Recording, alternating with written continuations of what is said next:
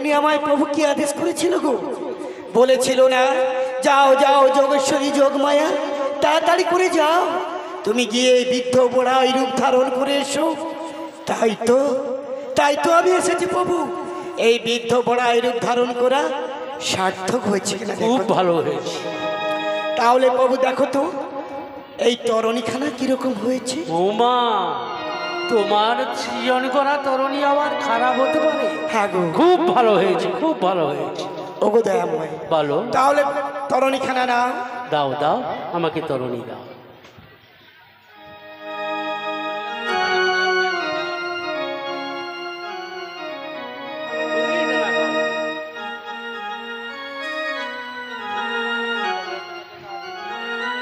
ওগো দয়াময়, তাহলে এখন আমায় কি করতে হবে গো? শোনো, তুমি আর বিলম্ব না করে তাড়াতাড়ি যাও ওই যাবটে।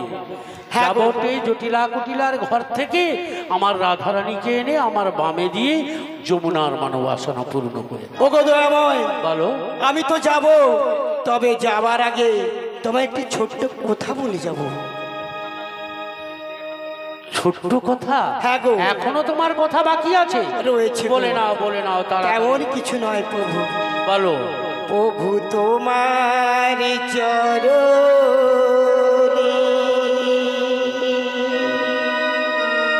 আমি সঁপে দিলাম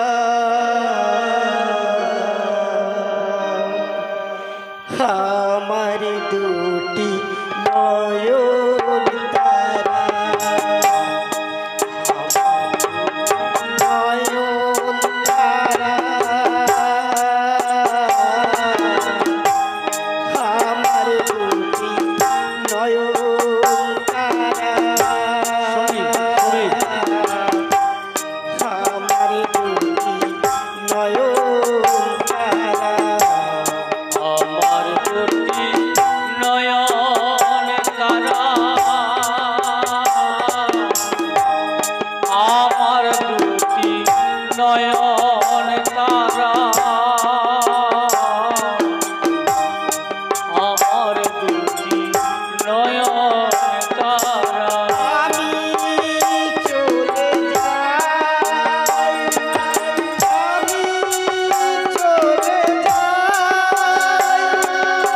আমি চলে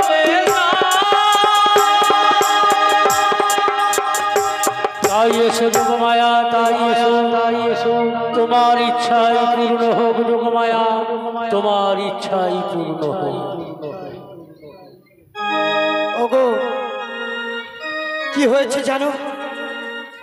আমি তো মায়েরা, আপনারা সকলে ভালো রয়েছেন তো? ও মায়েরা, সবাই ভালো আছো? ভালো আছো সবাই, কিন্তু আমি ভালো নেই। গরমে তো গরম, তাছাড়া কি হয়েছে জানো মা? আমি যখন ওই বাড়ি থেকে আসি গো, আমার সাথে ওই সখীদের সঙ্গে দেখা হয়েছিল। সখীদেরকে কথা দিয়েছি যে আজকে যমুনা মিলনে নিয়ে যাব। আর এদিকে এই মাত্রই গোবিন্দকে কথা দিলাম। কি কথা দিয়েছি?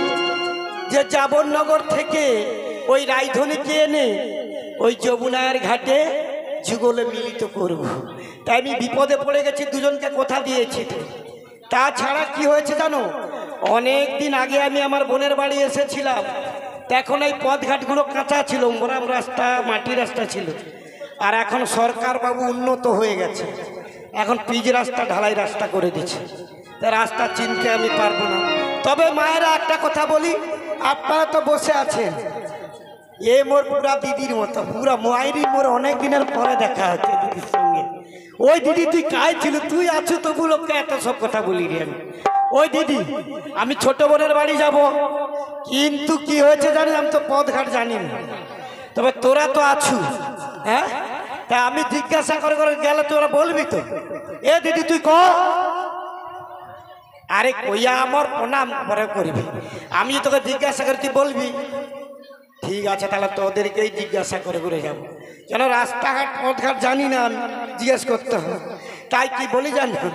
ওরে পথে বলে দাও মা গো, ওই কোন পথে যাই আমি,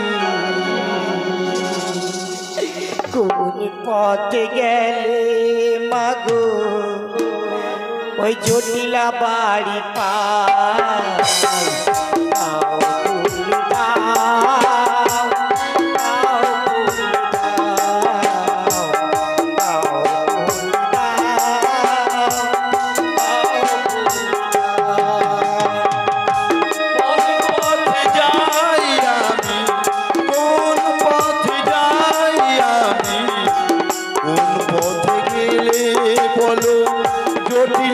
বাড়ি যাই তাও বলে দাও তাও বলে দাও তাও বলে দাও তাও বলে দাও ওই পথ বলে দে না দিদি কোন পথ যাই আমি কোন পথ গেলে দিদি রে বোনের বাড়ি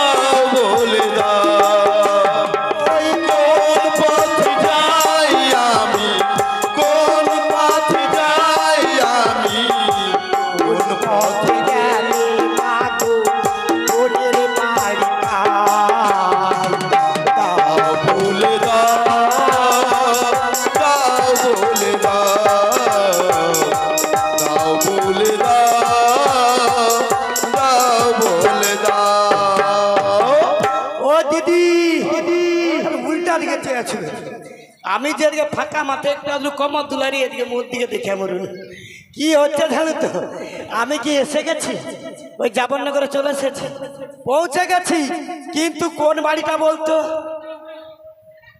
এই পাশে এই বাড়ি ঠিক কথাই বলেছি দিদি রে ওই তো পরিষ্কার ভাবে লেখা রয়েছে কি লেখা রয়েছে জানিস ওই জটিলা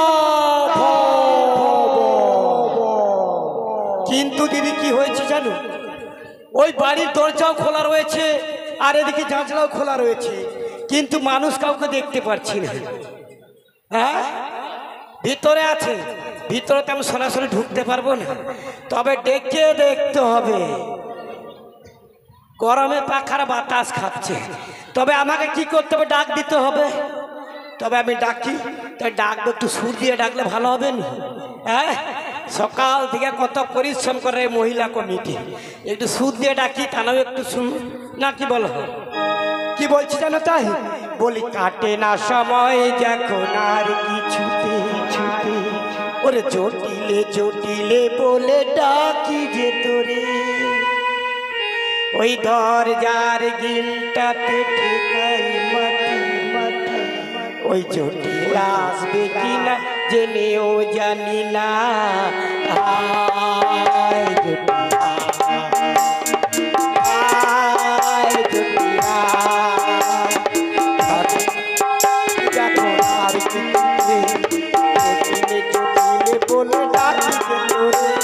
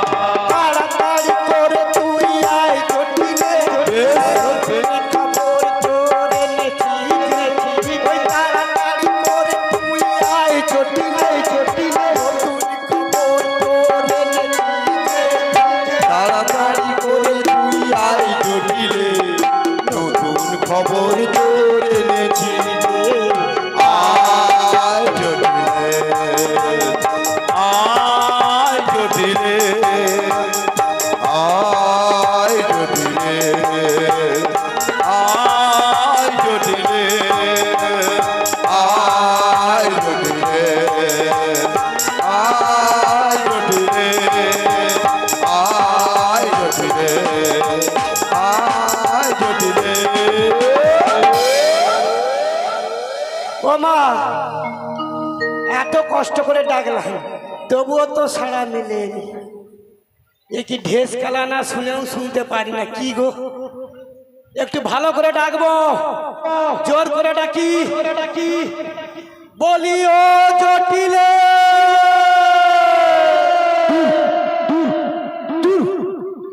কেলা সাত সকালে আমারই ঘরে এসে আমারই নাম ধরে ডাকছিস? তোর ছাতির পাটাটা তো কম নয়। কেলা পড়ার মুখী ভুচুর পদি। ওরে কুটিলা, কুটিলা রে, আরে ও কুটিলা, এ পড়ার মুখী যে কোথায় যায়? সারাদিন ঢ্যাং ঢ্যাং করে পাড়ায় পাড়ায় ঘুরে পড়ছে। বলি ও জটিলে, ওরে ও কুটিলা,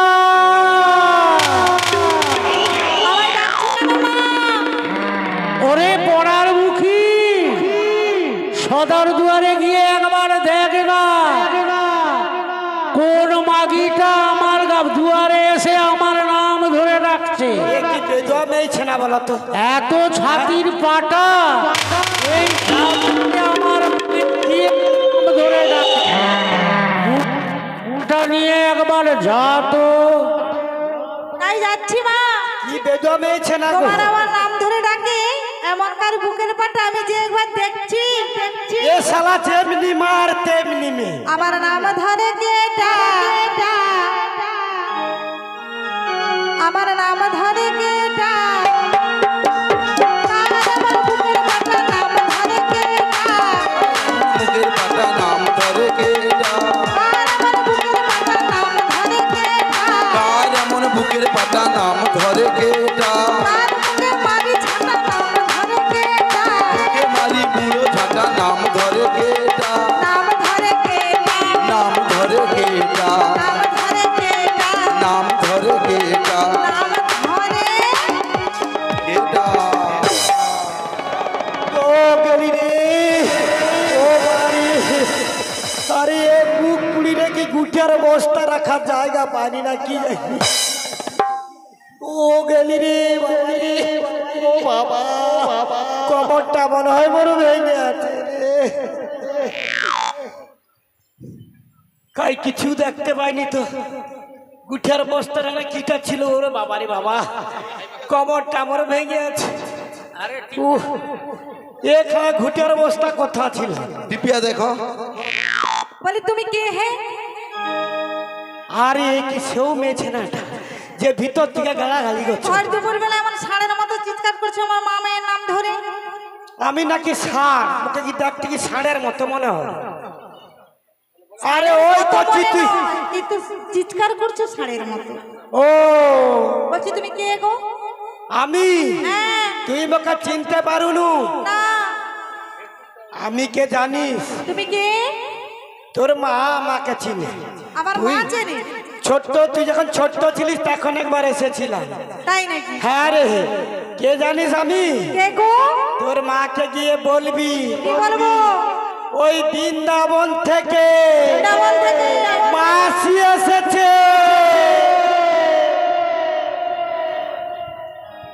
মাছি? মাছি? ই শালা মুখ পুড়ির কি হয়ে মরছে বলে কি মাছি? হ্যাঁ মাছি, মাছি তোর দুধে বসে যাবে, দুধে। দুধে?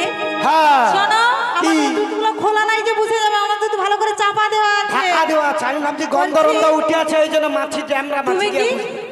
মাছি এসেছো? আরে না না, বলে মাসি বলবি, মাসি এসেছে। মাসি? ও তুমি সেই মাসি এসেছো? আরে তুমি ওই তো- বৃন্দাবন থেকে মাসি এসেছি। তুমি তো আগে বলবে। ওগো মাসি, কি রে? তুমি ভালো আছো? আমি ভালো না থাকলে আসতে পারি মাগো। বলছি হ্যাঁ। তুমি তো অনেক দিন পরে এসেছো, আমাদের বাড়িতে বসো। তা এসেছি যখন বসতে তো হবে। মাসি বল। তুমি বসবে তো? হ্যাঁ বসবে। কি বসবে? বলছি এই ভাঙা চেয়ারটা আনতো। আমি বাড়ি যাব। কেন? ওর কোমরটা ভেঙে গেছিল, সে আবার নাকি মুখে ভাঙা চেয়ারে বসাব। এ কথা নু আছে। শোনো কি? মাসি এদিকে এসো। ভাঙা চেয়ার নয়, আমাদের বাড়িতে যে ছেলেটা কাজ করে তার নাম ভাঙা, ওই জন্য ভাঙা চেয়ারটা আনতে বলি। ও যে বাড়িতে কাজ করে তার নাম ভাঙা। হ্যাঁ গো। আমি ভাবছি মোর কোমর ভেঙেছে আবার ভাঙা চেয়ারে বুঝতে দিবে। কিন্তু মাসি ওই জন্য বাড়ি পালিয়ে যাবো ভাবছি। ওই জন্য পারবে না। হ্যাঁ। তো মাসি এত রুদ্রে রুদ্রে আমাদের বাড়িতে এসেছো, হ্যাঁ একটু শরবত খাও।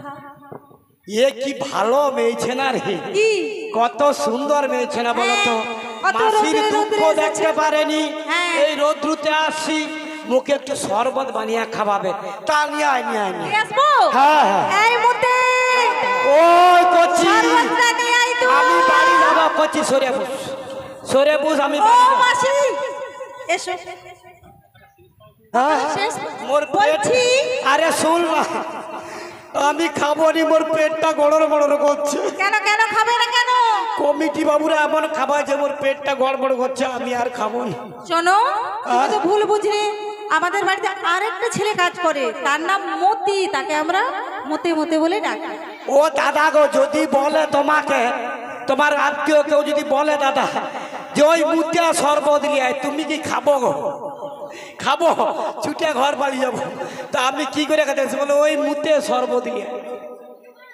ওগো মাসি হ্যাঁ, তুমি তাহলে খাবে না? আরে না না না না, ও শরবত খাবো না। শোনো শোনো, তুমি অনেক দিন পরে এসেছো। হ্যাঁ। অনেকদিন পরে এসেছো, এতদিন পরে বুঝছি আমার মামের কথা মনে পড়লো। আরে অনেকবার মনে পড়ে, ওই আসবো আসবো করে সময় হয়নি আর কি। তাই নাকি? হ্যাঁ, হ্যাঁ। তাই কি বলছি জানো তো, বল। তুমি অনেক দিন পরে এসেছো, তাই আমি তোমাকে অনেক কথা বলবো। তাই কি বল। বলছি জানো তো, বল না বল। কতদিন কতদিন দেখিনি তোমায়, তবু মনে পড়ে তবু মুখখানি।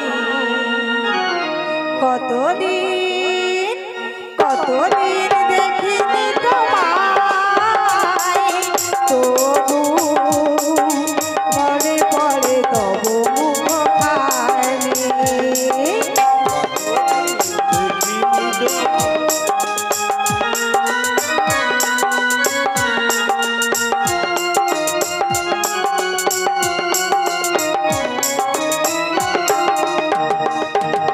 কতদিন তুমি নাই পাশে, তবু প্রেমের শিখা জেগে আছে। কতদিন তুমি নাই পাশে, তবু প্রেমের শিখা জেগে আছে। মনে পড়ে তবু মুখখানি, মনে পড়ে তবু মুখখানি। কতদিন দেখিনি তোমায়, তবু মনে পড়ে তবু মুখখানি। তবু মনে পড়ে তবু মুখখানি। তবু মনে পড়ে তবু মুখখানি। আরে হ্যাঁ, সেই তো ছোটবেলায় তুই যখন ছোট ছোটি ছিলিস হ্যাঁ গো। তখন এসেছিলাম, এই জন্য তুই আমায় কতটাই ভালোবাসি জানো তো মাসি। কিছু বলবে? মণ্ডলের শ্রী চরণে পুজো কমিটির তরফ থেকে যথাবিধি সম্মান জ্ঞাপন করে আজকে আপনারা উপস্থিত হয়েছেন, আমাদের অত্যন্ত সৌভাগ্য এবং আপনাদের কাছে ধন্যবাদ, কৃতজ্ঞতা ও অভিনন্দন জানাই। আগামী বছরগুলো আপনারা এইভাবে আসবেন। আজকে যেই মহতী অনুষ্ঠান চলছে অন্নপ্রসাদ, এই অন্নপ্রসাদ দাতা হলেন বাগচা গ্রাম পঞ্চায়েতের প্রাক্তন শিল্প পরিকাঠামো সঞ্চালক, বিশিষ্ট শিক্ষক, সমাজসেবী, আমাদের সবার প্রিয় শ্রদ্ধাভাজন শ্রদ্ধেয় নন্দন বাড়াই উনি আজকের এই অন্নপ্রসাদ দান করেছেন ওনার পিতা স্বর্গীয় ভগীরাম বাড়াইয়ের স্মৃতি উদ্দেশ্যে। একটু আপনারা লক্ষ্মীনারায়ণের পাত পরিশ্রম করে ওরে বলা আর একটু আশীর্বাদ করবেন। নন্দনবাবু জানে আগামী বছর এভাবে সাহায্য করতে হাত বাড়িয়ে দেন, ওনাকে একটু আশীর্বাদ করবেন। আর সেই সঙ্গে একটি কমিটির তরফ থেকে ঘোষণা, কোনো শিল্পীকে কোনো পুরস্কৃত করবেন না। আপনাদের যদি কোনো কিছু দেওয়ার থাকে আপনারা আমাদের দানপত্রে দান করবেন। ঘোষণাটি শেষ হল।